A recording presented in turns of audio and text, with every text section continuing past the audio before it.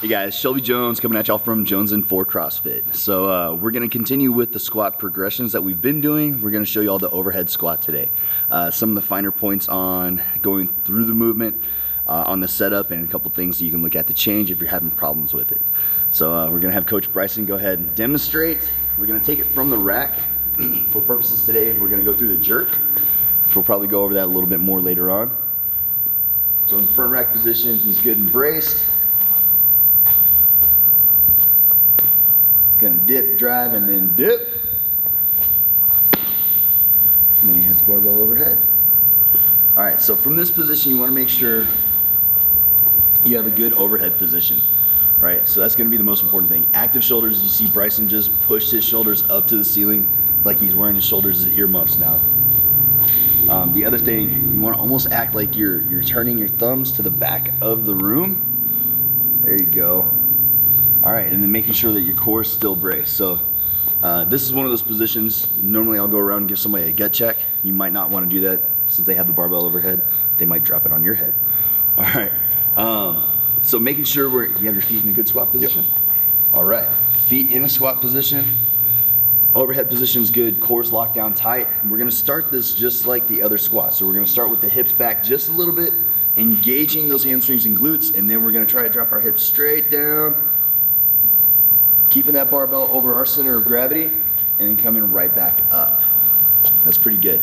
Can you hang out there for a minute? Yeah, that's cool. Okay, so Trini, if you come around here, you can actually see with Bryson's overhead position, he has a pretty narrow grip. This is his jerk grip, okay? So if you have problems with overhead mobility, if you have problems with shoulder mobility, your hands, you can even go out as far as here, like getting into that snatch grip area. I actually think this one is a little bit, the wider grip, I think you have a little bit less strength to control the bar out wider than you do right here. So working on that overhead mobility, your shoulder mobility will definitely help out there. A few of the flaws that we see from this position, especially with beginners, what we see them doing is actually starting with the bar too far back. And this actually, going through the movement, this requires a lot more shoulder mobility than starting with the bar right over your shoulders. So here, you can already see where he's starting to. With the bar behind your shoulders, you almost immediately have to put your chest down and forward to keep that barbell over your center of gravity. Can you go through one like that? I'll have to go wider. See, it requires more mobility. Yeah, come back up. Don't stay down there too long.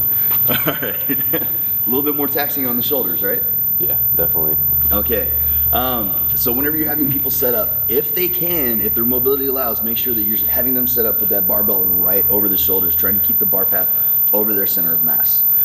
One of the other things is knee initiation with the overhead squat, and that'll get you on your toes pretty quick where it's very hard for you to balance. Okay, so if you're looking, he's already bent here, and he's gonna shoot those knees out first. He's able to do it, he's really strong. Chances are with beginners, even with the barbell, that's gonna be hard for them to do and keep their balance, just because that weight's all over the toe, and it's not over the whole foot. So go ahead and do another one. Keep it up there, don't put it down yet. You see his heels almost coming off the ground, and it's a little bit more unstable. All right, so let's give him one more good one. Good one? Good one. Do that again, come on, you can do better. Whole foot, whole foot, whole foot, whole foot, whole foot. Good, and then up. Good. All right, put it down. All right, so making sure you have the mobility to do that, obviously, is gonna make that movement safe. If you have pain in the shoulders while you do this, don't do the movement.